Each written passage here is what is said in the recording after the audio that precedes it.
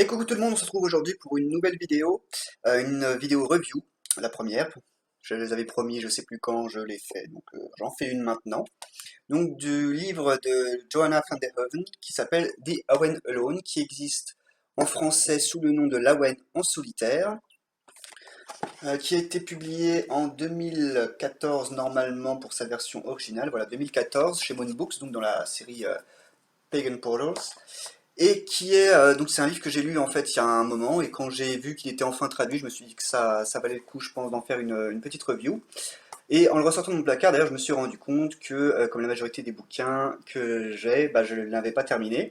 Alors du coup, bah, voilà, je l'ai relu en entier depuis le début pour vous en faire donc une review complète, et aussi bah, pour avoir enfin la satisfaction d'avoir terminé ce livre. Alors un premier petit mot déjà sur le titre, The Awen Alone Walking the Path of Sally Street Druid. C'est en fait donc un livre dont le titre lui-même pourrait être qualifié de mensonger si on veut. Mais autant que ce soit dit tout de suite, en fait ce que je veux dire, c'est que c'est le titre induit en erreur. Pour l'anecdote d'ailleurs, c'est le cas de la majorité de ces livres. La Moine en solitaire, avec ce titre, on a l'impression que c'est un équivalent druidique au livre Wicca, pratique individuelle de Cunningham. En fait, ce livre-là, c'est pas du tout ça, que ce soit clair, ce livre ne parle pas spécifiquement du druidisme, en fait, il parle même avant tout de l'auteur. C'est-à-dire, évidemment, plus spécifiquement, sa spiritualité, qui se trouve en effet être le druidisme, mais de comment elle la met en œuvre dans sa vie au quotidien. Et donc, c'est une sorte d'aperçu de sa vie spirituelle druidique, certes. Donc en somme, si vous cherchez un livre sur le druidisme, justement, bah, c'est pas celui qu'il faut prendre en premier. Quand bien même elle parle en effet du druidisme, il y a toute une partie, si on veut, qui se veut être une introduction au druidisme, puisqu'après, de toute façon, elle va parler de sa spiritualité, que celle-ci étant druidique, c'était effectivement mieux de faire comme ça. Mais bref, on en reparlera de toute façon plus loin dans la review. En fait, on est là justement sur un gros point négatif de l'ouvrage, c'est qu'on ne sait pas vraiment quel était le but final de l'ouvrage, c'est pas clair, et on ne sait pas vraiment non plus à qui elle s'adresse exactement. Donc je pense qu'elle a voulu allier deux choses à la fois, à savoir une introduction au druidisme et d'un autre côté comment elle vit son druidisme, et bah, le rendu final est plus que bizarre. Bref, vous allez le voir, je vais pas mal parler, je pense, pour la première partie de l'ouvrage surtout, peut-être un peu moins pour les autres, puisque je vais commencer en fait par une critique chapitre par chapitre, et ensuite un mot général à la fin. Mais de toute façon, l'idée évidemment c'est de vous informer sur le contenu du livre et de ce que j'en pense, mais pas de vous spoiler non plus, pour que vous puissiez décider ensuite si oui ou non ça vous intéresse de le lire. Donc l'ouvrage fait environ 101 pages. Si je vais jusqu'à 100, ça m'amène où? En tout cas pour cette édition évidemment, hein. J'arrive donc oui voilà à la fin de l'ouvrage complet. Après vous avez donc bibliographie, des ressources internet et des lectures suggérées, des suggestions de lecture pardon. Et ensuite une pub pour d'autres de ses propres ouvrages, voilà par exemple Dancing with Nemetona, c'est un autre de ses ouvrages que j'aime bien. Danser avec Nemetona, mais ça donne l'impression que c'est un titre, enfin que c'est un livre pardon, qui porte sur la déesse Nemetona, alors que c'est pas ça du tout. Et beaucoup de gens justement, quand on regarde les commentaires sur les sites internet, beaucoup de gens sont déçus, c'est pas du tout un livre sur la déesse Nemetona, c'est encore un livre d'ailleurs sur elle-même en fait. Donc, Joanna van der Hoeven, qui est-elle? Je vous donne un petit mot par rapport à ce qui est écrit ici. Donc, elle est née au Québec, arrivée en Grande-Bretagne en 98, où elle vit désormais, blablabla. Donc, oui, elle a fait partie du Druid Network. Je ne sais plus s'il existe exactement. Je crois que j'avais fait une recherche il n'y a pas il y a pas longtemps, normalement. Et je ne l'avais pas retrouvé. Alors, soit il a changé de nom, soit il n'existe plus. Mais c'était effectivement une bonne ressource internet. Ouais, hein. Alors elle dit qu'elle a étudié, ce qui est assez curieux, avec Emma Vestal-Or dans l'ordre des bardes, Ovat et Druides, donc l'Obod. Sauf que Emma Vestal-Or, déjà, elle est membre du BDO à l'heure actuelle. Elle est très connue pour ça. Elle fait de très bons livres aussi d'ailleurs. Enfin, c'est une review sur Joanna van der Hoeven, donc on va rester sur elle. Gna, gna, gna. Nous donne que elle a fait des études de langage et littérature, d'accord. Elle a écrit d'autres ouvrages, oui. Blablabla.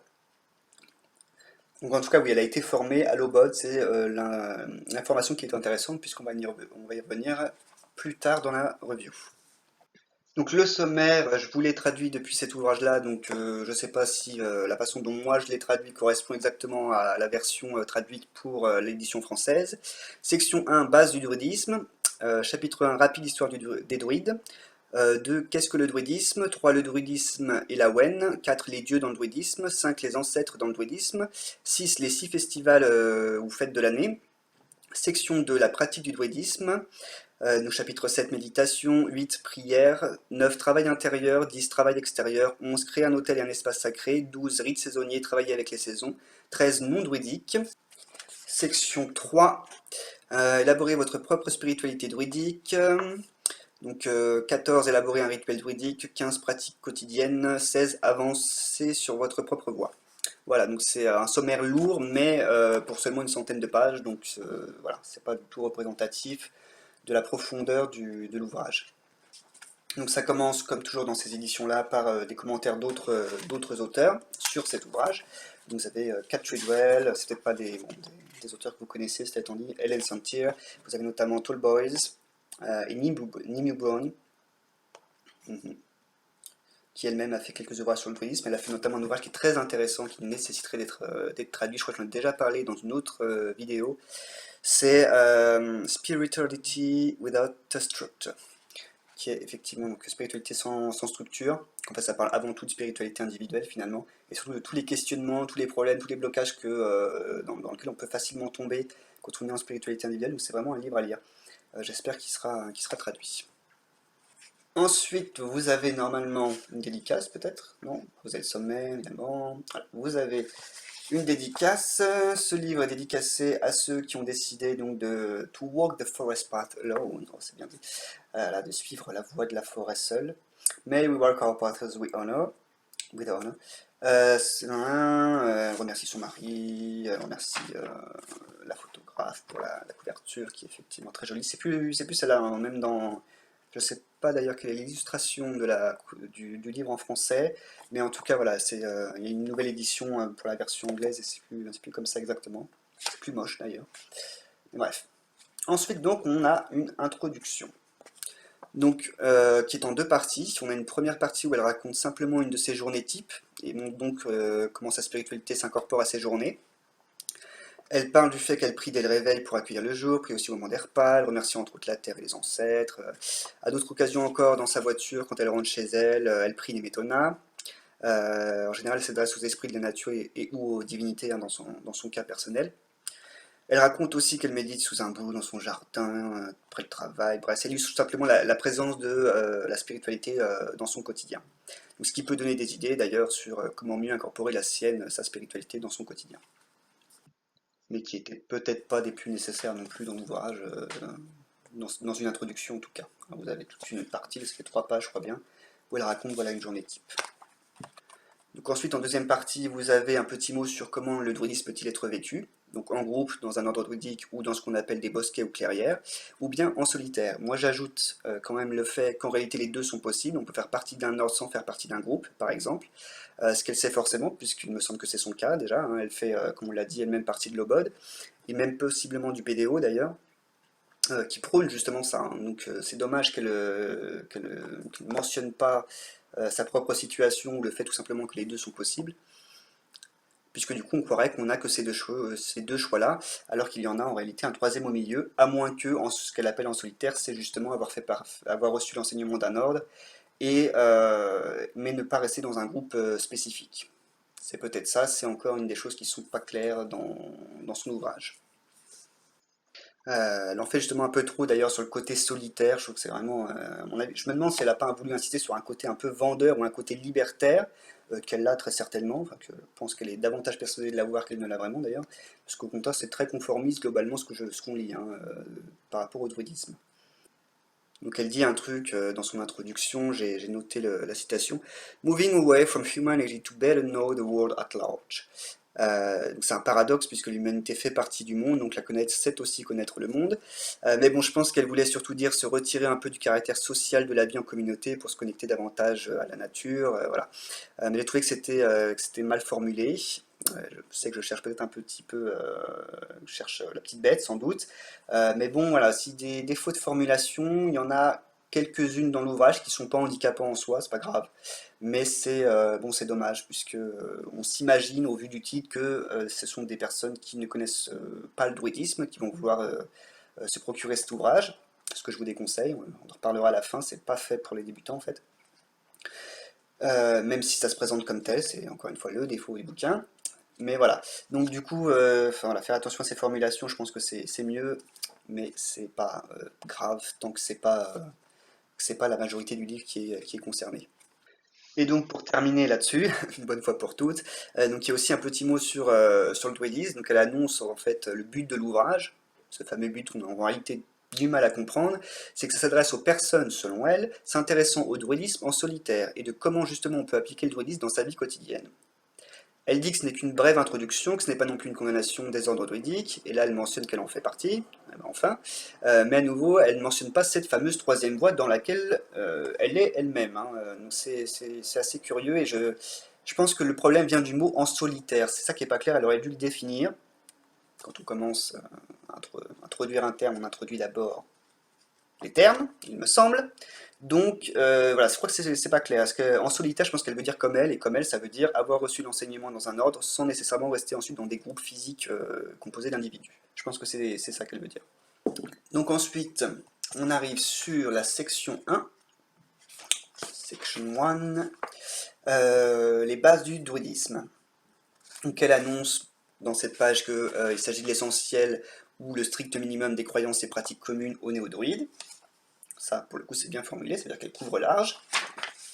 Et c'est, je pense, une bonne initiative.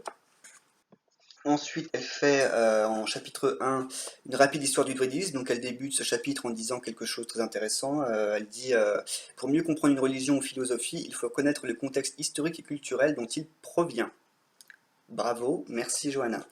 Effectivement, c'est quelque chose que j'ai l'impression de peu voir ou pas voir du tout parfois, ou alors bien, ou alors mal appliqué dans notre communauté, que ce soit au niveau des différentes religions qui composent le néopaganisme, que du néopaganisme lui-même. C'est-à-dire que la première question, quand on s'intéresse à ces sujets, ça ne devrait pas être qu'est-ce que le druidisme, qu'est-ce que le néopaganisme, qu'est-ce que si. Ça doit être dans un premier temps d'où et quand ça vient. Pour moi, ça fait partie de la base, mais c'est peut-être bon, ma formation d'étudiant en histoire qui fait que. Mais voilà, c'est au contraire très important, je pense. Donc ensuite, on arrive sur une partie qui pose la question qui étaient les Celtes. Alors, elle nous donne les deux théories pardon, qui existent. Bon, voilà, effectivement, c'est le gros point noir quand on s'intéresse aux Celtes, c'est qu'on fait face à deux théories. Bon, elle mentionne la théorie, il y en a un qui fait que le druidisme antique serait natif de Grande-Bretagne.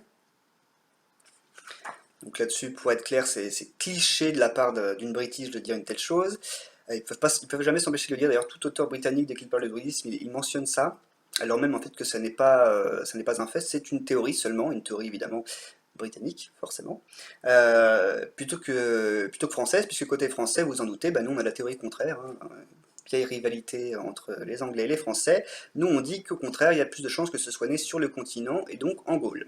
Voilà. Comme d'habitude, entre France et Angleterre, quand l'un dit blanc, l'autre dit noir.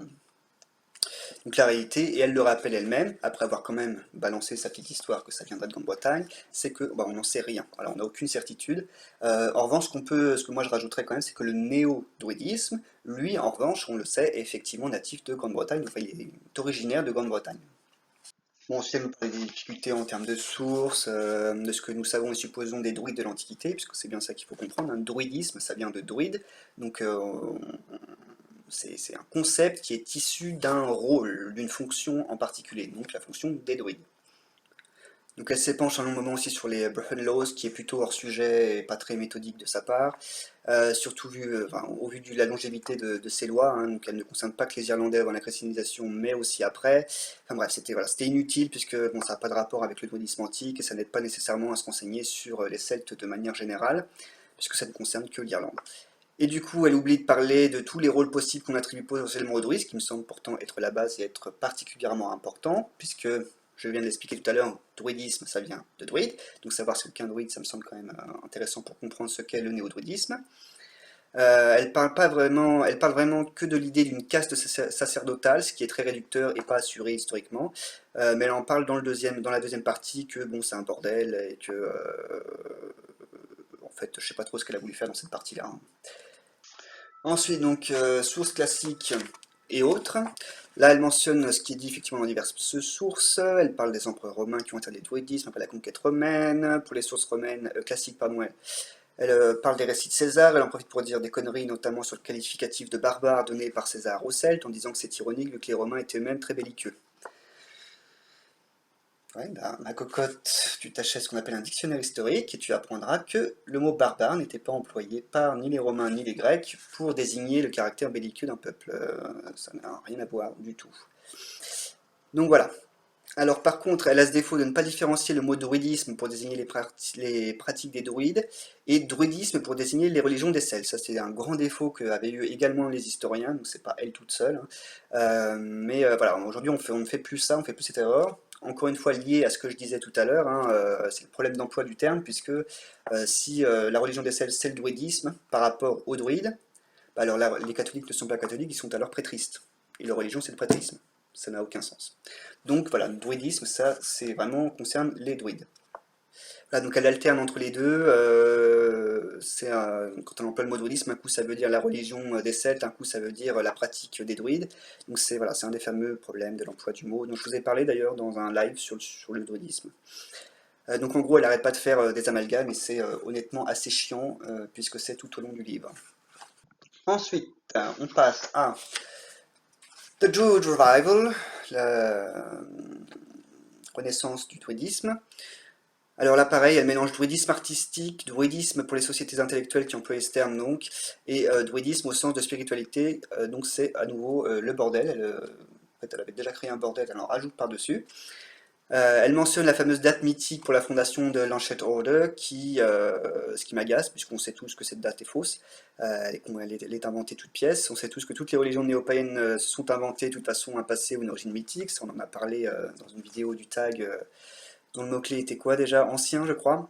Donc que finalement les religions néo-païennes ne sont jamais aussi anciennes qu'elles le prétendent. Donc il serait temps, je pense, d'arrêter ces mythes, qui sont des purs mensonges, hein, comme s'il s'agissait de réalités historiques. Surtout qu'après, elle parle de Iolo Morganwg, tout en mentionnant que ces manuscrits étaient bien des faux. Donc pourquoi ne restitue-t-elle la réalité historique qu'à moitié? Je ne sais pas. Par contre, elle n'a pas cité les sources écrites d'où s'inspire le druidisme contemporain, ce qui est dommage, donc comme le cycle arthurien par exemple, qu'elle utilise pourtant plus tard pour illustrer un propos.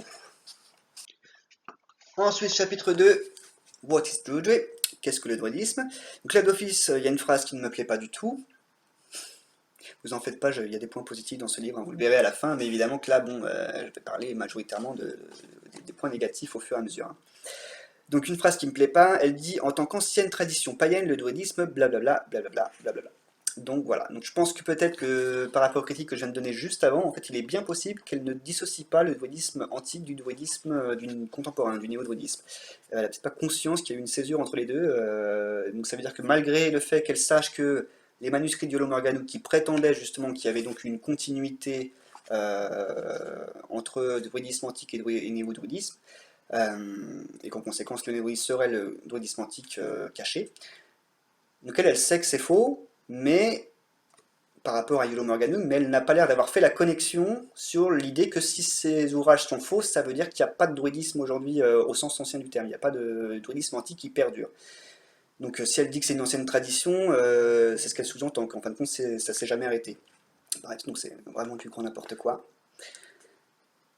Donc voilà quelque chose qui manquait donc dans le chapitre précédent, rappeler que puisque le druidisme a cessé d'exister, ça veut donc dire que le druidisme contemporain est 100% nouveau, il ne remonte pas à l'Antiquité, j'aurais préféré qu'elle dise en tant que courant inspiré d'anciennes pratiques païennes par exemple.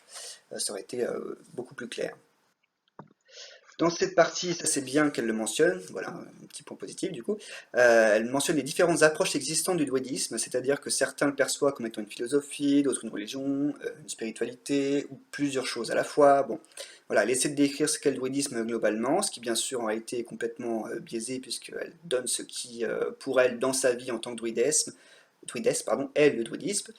Or, comme je l'ai mentionné juste avant, bon, il y a différentes approches du druidisme qui existent et qui peuvent être très différentes l'une de l'autre. Elle part un peu aussi dans ses délires poétiques, ce qui est mignon et caractéristique d'ailleurs en général des écrits de cet auteur.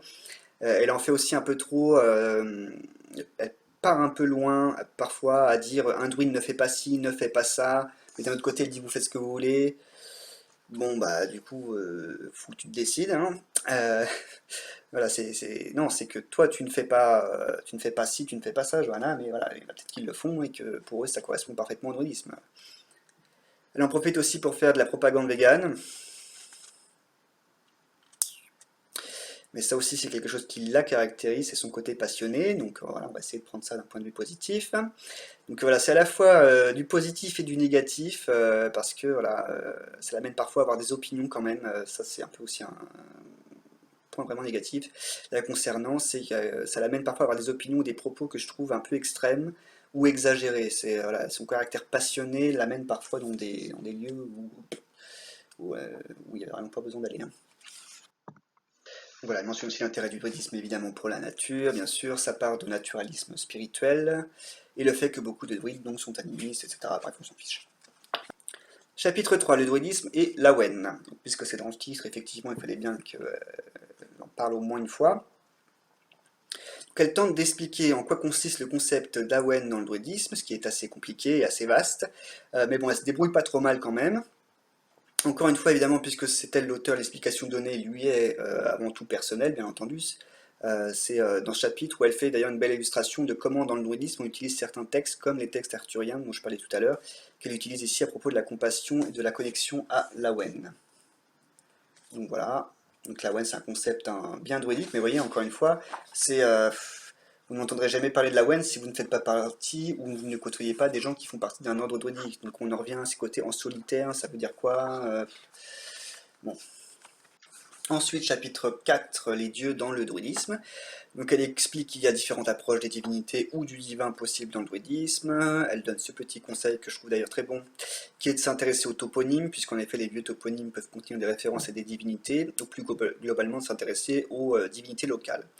Donc voilà, c'est un peu plus compliqué pour nous, la Révolution est passée par là et a effacé pas mal de vieux toponymes justement.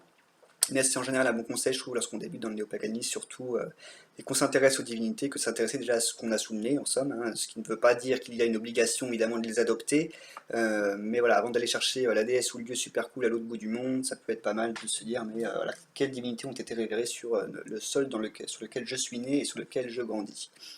Et dans le cas du druidisme, ça touche aussi aux liens évidemment personnels et bien sûr spirituels qu'on peut créer avec la terre au sens de territoire, voilà, le sol sur lequel on vit, justement.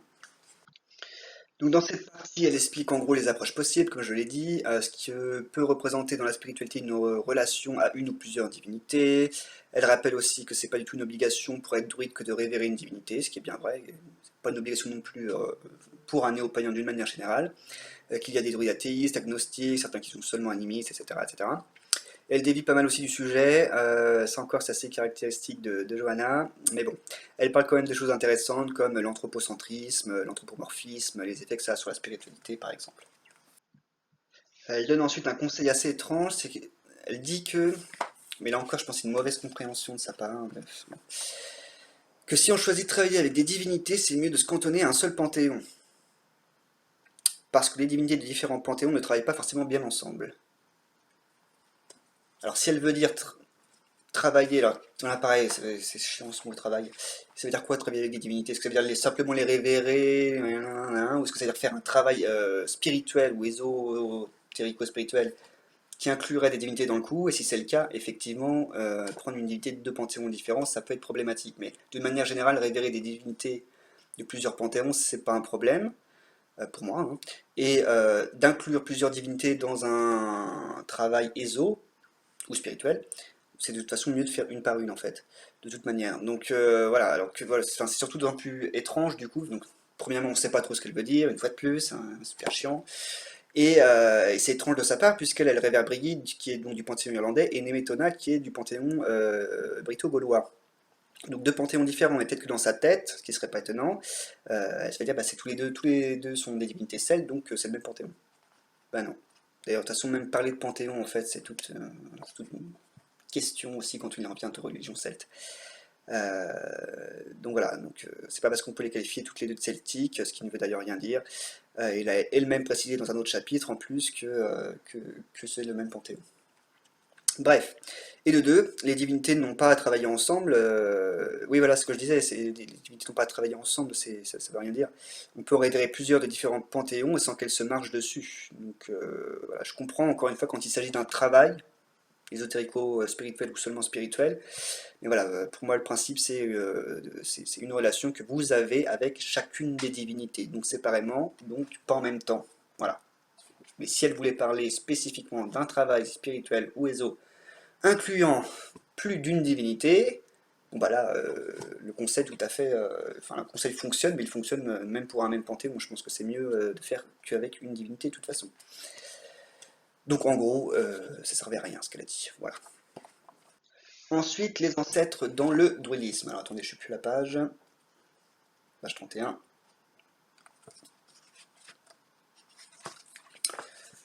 The Ancestors in Druidry. Donc elle évoque les différents types d'ancêtres dans le druidisme. Alors oui, ça c'est pas mal. Enfin, c'est un concept que j'aime beaucoup dans le druidisme, effectivement. Les ancêtres de sang, de tradition, de lieu. Et elle développe un peu sur chacun. Elle parle surtout de ce qu'elle appelle les ancêtres du futur. Alors le message qui vient avec est plutôt intéressant et assez drôle, c'est l'idée de toujours se rappeler, enfin il est intéressant, hein, c'est l'idée de toujours se rappeler qu'on est de passage et qu'il y aura donc d'autres après nous, donc de se poser la question de ce que nous allons laisser aux générations futures. Un message qui est quand même, voilà, qui est pas mal. Mais la façon dont elle développe ça est très mal conduite, comme toujours. Elle essaie d'inscrire une simple philosophie ou éthique de vie dans quelque chose de spirituel, ou de tourner la chose en spiritualité. Ce qui pour moi sont des choses différentes. Et de plus, je déteste quand on essaie de faire passer quelque chose qui n'a rien de spirituel comme étant de la spiritualité. Puisque en général, c'est qu'il y a une arnaque pas loin. Donc avec son histoire d'ancêtre du futur, qui franchement fait très enfantin d'ailleurs, malgré le message qui lui fait bien plus adulte évidemment. Elle va aussi jusqu'à dire que nous, frères, sœurs, cousins, nièces, enfants, etc., sont aussi des ancêtres de sang, au même titre que les générations précédentes. Alors là encore, je me demande si elle a bien checké la définition du mot ancêtre avant de l'écrire dans le chapitre. À nouveau, ce qu'elle dit est très intéressant, mais c'est vraiment dit n'importe comment. Si mes enfants sont mes ancêtres, je veux dire, faut arrêter de fumer du crack, hein. Bon, sinon, ce qu'elle dit, ça reste intéressant, bien que très réduit sur le sujet, hein, sur le sujet des ancêtres. On a 3 pages, ou plutôt 5 recto verso, 5 pages recto verso.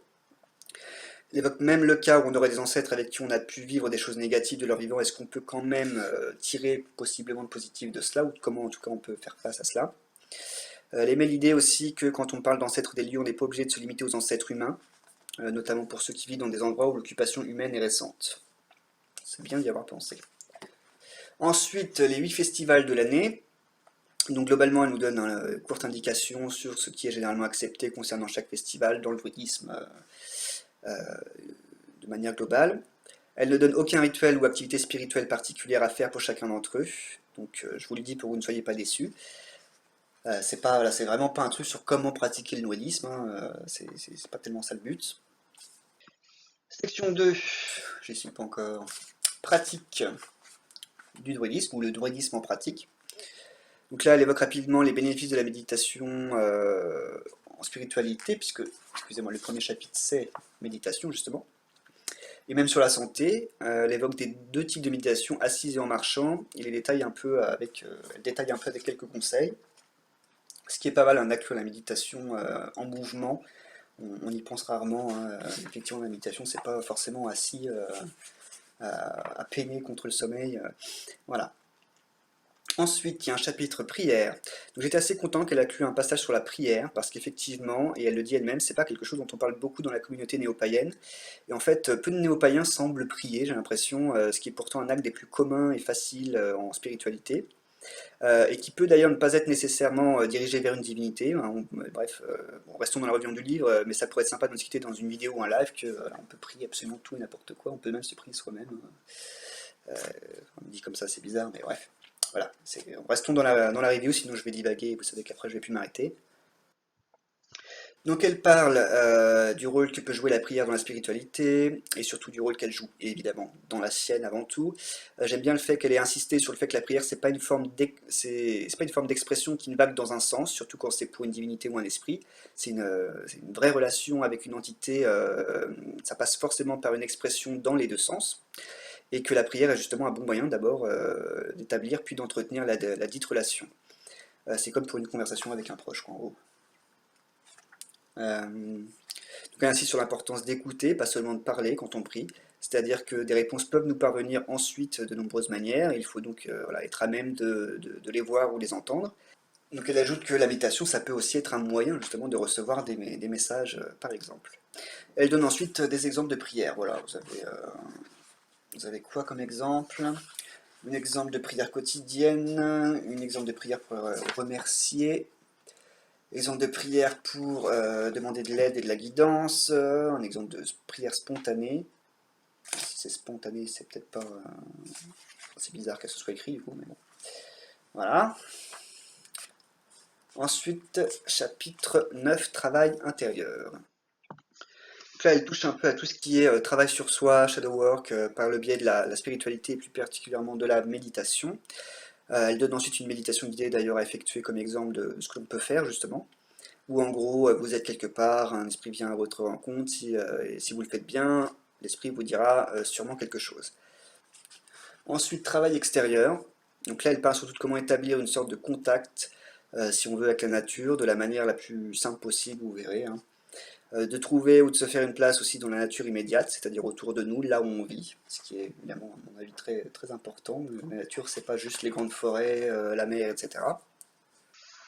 Chapitre 11, je suis allé trop loin. Chapitre 11, création d'un hôtel et d'un espace sacré. Donc là, elle parle de l'intérêt que peut avoir l'usage d'un hôtel, mais rappelle bien que c'est pas du tout obligatoire, que ça n'est qu'une possibilité parmi tant d'autres.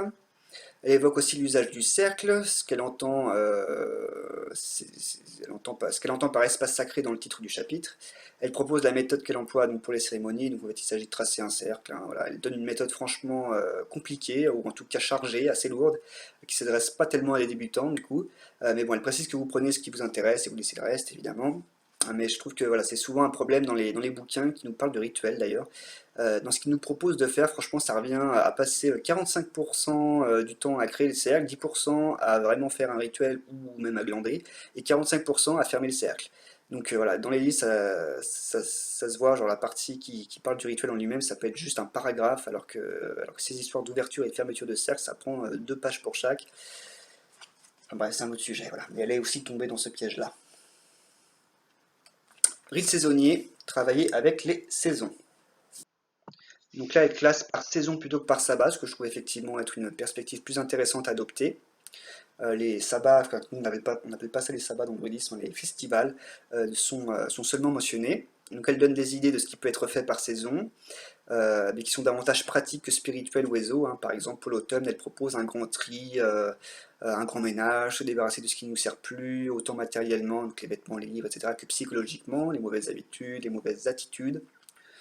Donc je trouve ça pas mal aussi de s'intéresser effectivement à ce genre de choses plutôt que de donner des activités du genre fabriquer une poupée pour Lunasa. Bon, ouais.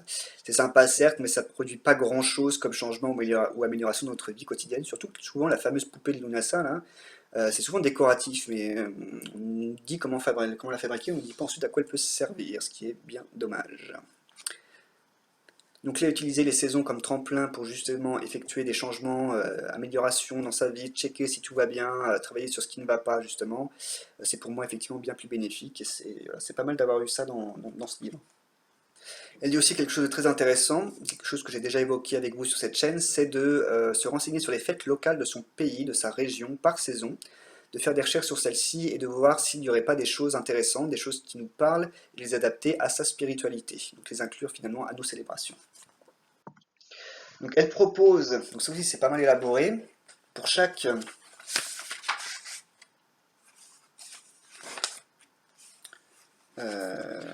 saison, excusez-moi, là par exemple vous avez l'automne, vous avez une liste d'activités, et ensuite vous avez plusieurs choses. Elle propose donc pour chaque saison de se focaliser sur un type d'ancêtre. Pour l'automne, donc par exemple, c'est les ancêtres des lieux. Donc elle propose plusieurs trucs à faire, comme par exemple se renseigner sur la terre où vous habitez, rechercher ce qu'il y avait là avant. Je trouve ça amusant et intéressant, c'est vrai, parce que je l'ai fait moi-même en fait. Euh, il y a d'ailleurs un moyen très simple, hein, sans se lancer dans la consultation du cadastre à la mairie. Vous pouvez simplement aller sur le site Géoportail en fait, vous entrez votre adresse et là vous pourrez consulter des photographies aériennes et éventuellement quelques cadastres d'ailleurs. Donc vous pourrez voir effectivement ce qu'il y avait avant sur votre propriété. Je crois que les photos aériennes, elles doivent dater peut-être des années 60 au moins. Ouais, 70 peut-être. Je sais plus. Mais bon, voilà. vous pourrez potentiellement savoir ce qu'il y avait avant là où vous habitez actuellement. Ensuite, elle donne elle parle des prières quotidiennes. Donc, elle ne donne pas d'exemple, mais elle interroge plutôt le lecteur sur cette pratique. Avez-vous mis, voilà, avez-vous trouvé quelques prières quotidiennes ici pour l'automne, par exemple? Avez-vous écrit les vôtres? Avez-vous remarqué quand vous priez? C'est-à-dire quel moment du temps ou de la semaine? Voilà, bon. Elle questionne à ce sujet. Méditation, c'est pareil.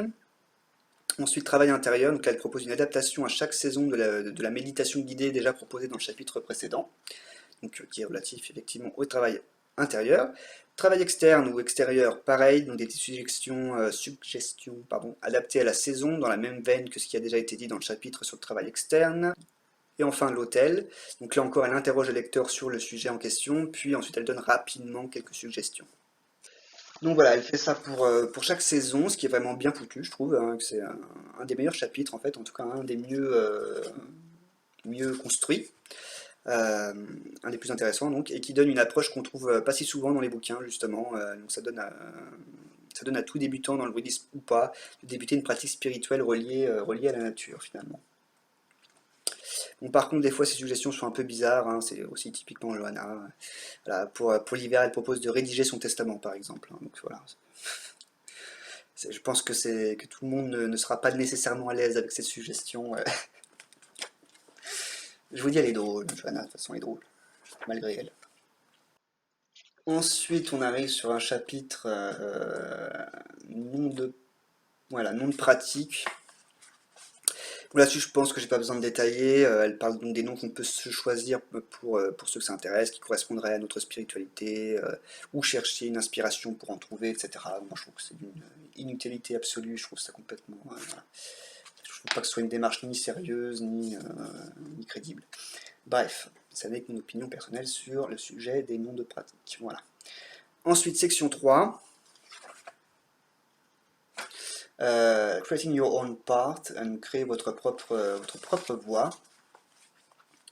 Chapitre 14, élaborer un rituel druidique. Donc, elle évoque rapidement à quoi servent les rituels dans le bouddhisme, puisque faut bien comprendre qu'on est avant tout sur les trucs de spirituelo-religieux, hein, c'est pas de magie. Elle questionne l'importance des rituels, ce qui est assez intéressant d'ailleurs, c'est une bonne question, un bon sujet. Ensuite, elle en donne un de base qu'elle utilise en fait pour ses propres rituels, qu'elle commente rapidement au fur et à mesure qu'elle l'énonce, donc ça aussi c'est pas mal. Ce qui est intéressant justement parce que c'est pas forcément habituel dans les livres en fait, c'est-à-dire qu'elle dit pas seulement quoi faire, mais elle dit pourquoi on le fait comme ça. Donc ça c'est véritablement un point plus que positif. Chapitre 15, pratique quotidienne, donc là elle dit quelque chose aussi de très intéressant. Une religion ou spiritualité ne peut pas simplement être lue ou pensée, elle doit aussi être expérimentée. Merci pour cette phrase également, Johanna. Je suis on ne peut plus d'accord avec ça. J'ajouterais d'ailleurs quand même qu'elle doit d'abord être lue et pensée avant de passer à la phase expérimentale, avant d'en faire l'expérience. Car sans théorie, on ne sait même pas de quoi on fait l'expérience au final, ni même comment la faire. Donc les deux sont en effet vraiment importants, et un déséquilibre d'ailleurs entre les deux peut provoquer des blocages, des confusions, etc. D'autant que la théorie nourrit en fait pour moi l'expérience, et l'expérience en retour va nourrir la théorie. Donc voilà, les deux sont très importants, mais on commence en premier lieu par la théorie. Sans elle, il n'y a rien. Voilà. En bref, elle donne des idées de quand et comment pratiquer dans votre vie quotidienne, ce qui a déjà été évoqué auparavant, hein, c'est-à-dire les prières, les rituels, les méditations, les dévotions, etc. Par exemple, une action quotidienne elle-même peut être investie dans un acte spirituel, ça c'est intéressant aussi. C'est une bonne idée de comment rendre ce qui est complètement dénué à première vue de spiritualité, comment éventuellement en faire justement quelque chose de spirituel.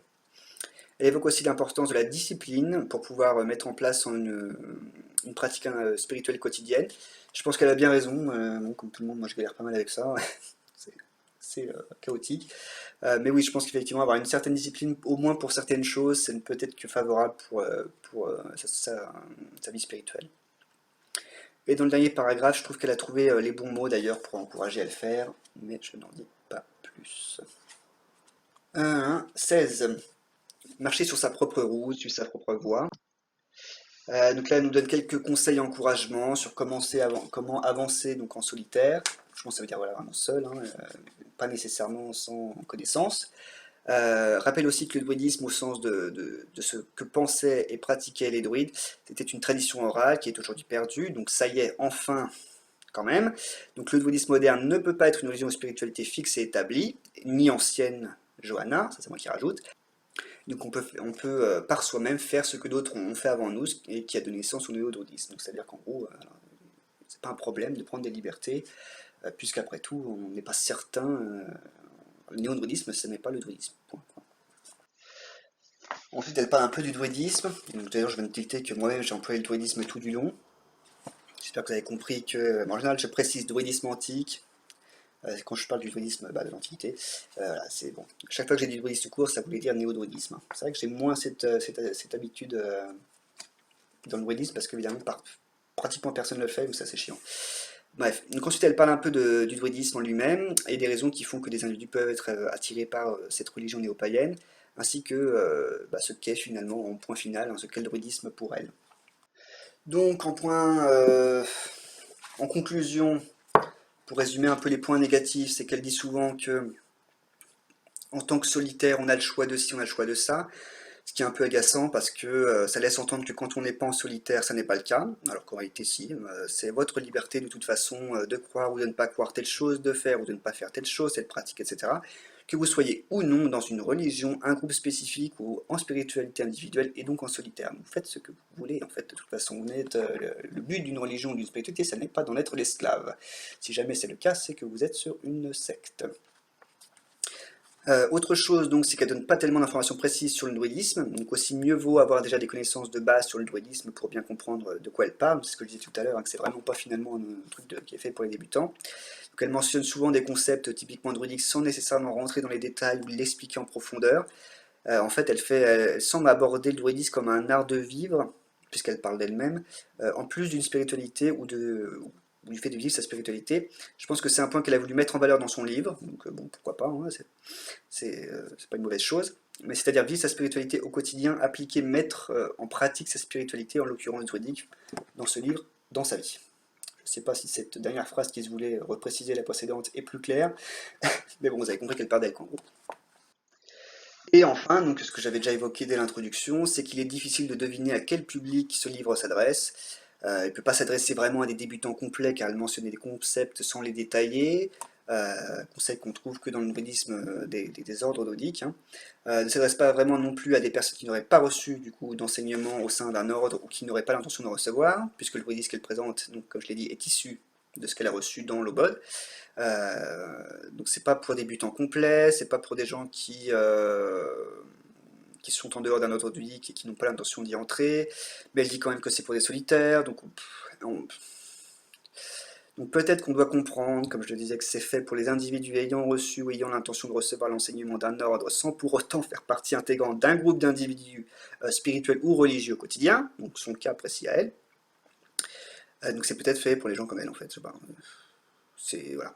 Pour ça que je vous disais que ce livre parle avant tout d'elle-même, et que si vous êtes débutant, que vous voulez apprendre des choses sur le druidisme, ben, c'est pas ce livre-là qu'il faut prendre. C'est pas fait pour ça, il n'a pas été conçu pour ça, il est bizarrement foutu. Un petit résumé des points positifs, donc c'est que malgré tout ce bordel et qu'on ne sache pas trop à qui ça s'adresse, finalement quand même, tout néo-païen peut le lire sans être plus spécifiquement druide. Bon, ça vous renseignera hein, quand même un peu plus, ça vous donnera quelques indications sur ce qu'est le druidisme si vous ne le connaissez pas, mais ça sera certainement pas suffisant pour comprendre ce que c'est en fin de compte. Hein. Voilà. Donc je pense que toute personne ayant une sensibilité spirituelle naturaliste dans dans sa spiritualité justement, y trouvera son compte. Donc voilà, le livre parlant avant tout de comment intégrer sa spiritualité dans sa vie quotidienne, je pense que tout le monde peut y trouver des idées, des exemples et des inspirations. Une autre chose aussi, c'est que elle n'impose pas tellement sa propre interprétation ni du druidisme ni de la spiritualité de manière générale, ou alors quand elle le fait, c'est qu'elle ne s'en rend pas compte. Donc c'est aussi ça l'avantage de surtout parler de soi, de se prendre en exemple. Et malgré tout, elle arrive quand même à dépeindre ce qu'est ou pourrait être le druidisme dans la vie de chacun. Bon voilà, ce qui peut expliquer pourquoi elle ne rentre jamais en profondeur. Donc c'est quand même plutôt pas mal au final comme bouquin. Mais voilà, c'est pour un public averti, c'est-à-dire qui saura à l'avance, grâce potentiellement à cette review ou à d'autres, de quoi ça parle, puisqu'encore une fois, voilà, si vous cherchez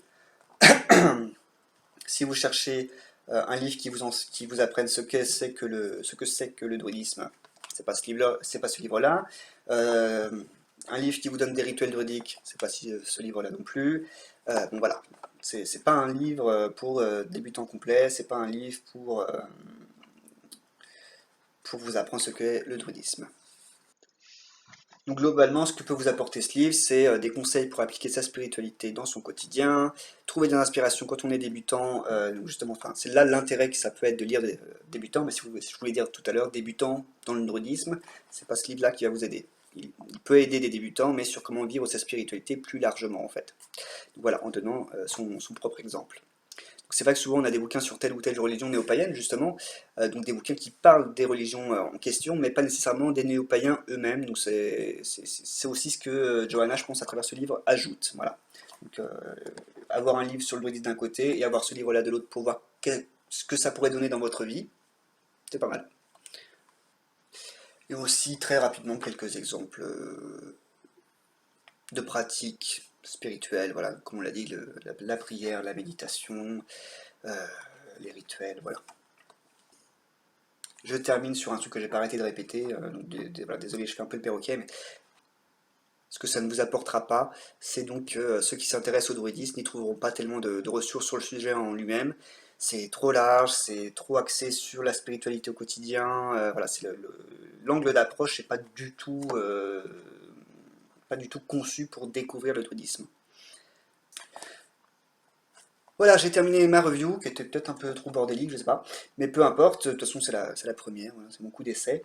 Donc j'espère que cette review vous a plu, que ça vous a donné suffisamment d'éléments pour pouvoir décider si oui ou non ce livre vous intéresse. J'espère suffisamment surtout vous avoir averti sur ce que vous ne trouverez pas dans ce livre et sur le fait que le titre est induit en erreur. Voilà, je pense que j'ai pas plus de choses à dire que ça. Donc à bientôt pour une prochaine review.